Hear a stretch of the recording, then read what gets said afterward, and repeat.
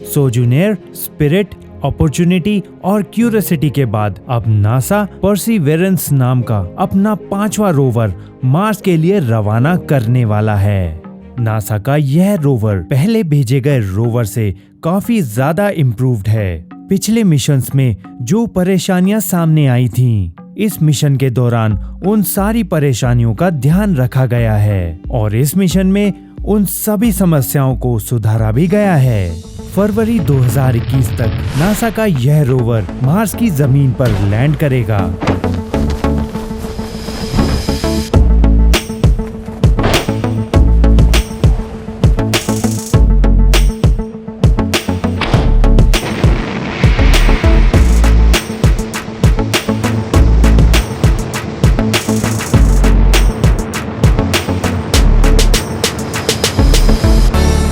इस बार नासा ने perseverance rover की लैंडिंग के लिए जजीरो क्रेटर को चुना है।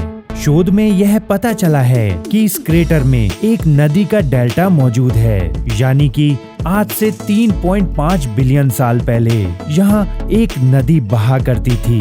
जहाँ पानी है वहाँ जीवन है।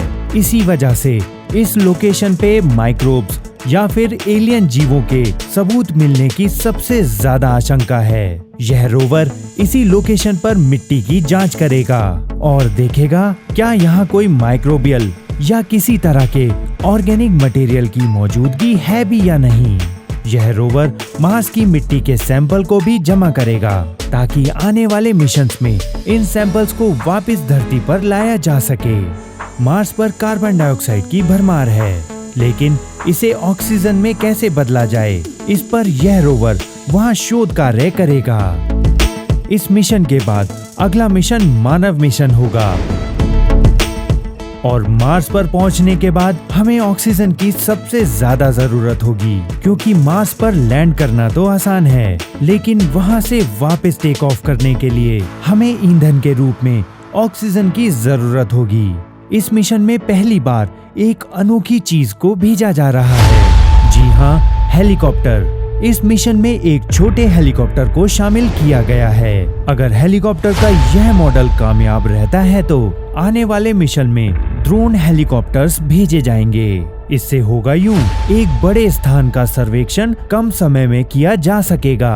हालांकि मार्स पर जीवन के कोई भी सबूत अब तक नहीं मिले हैं, लेकिन आने वाले समय में शोध कार्य के दौरान जीवन के कोई भी अवशेष या सबूत मिल जाते हैं तो यह पता लगाना जरूरी हो जाएगा कि आखिर वहाँ जीवन खत्म कैसे हुआ। क्योंकि अगर हमारे सोलर सिस्टम के एक प्लेनेट के साथ ऐसा हो सकता है तो दूसरे प्लेनेट्स के साथ क्यों नहीं हो सकता।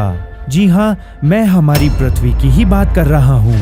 हमारी पृथ्वी पर भी कई बार जीवन पूरी तरह नष्ट हो चुका है।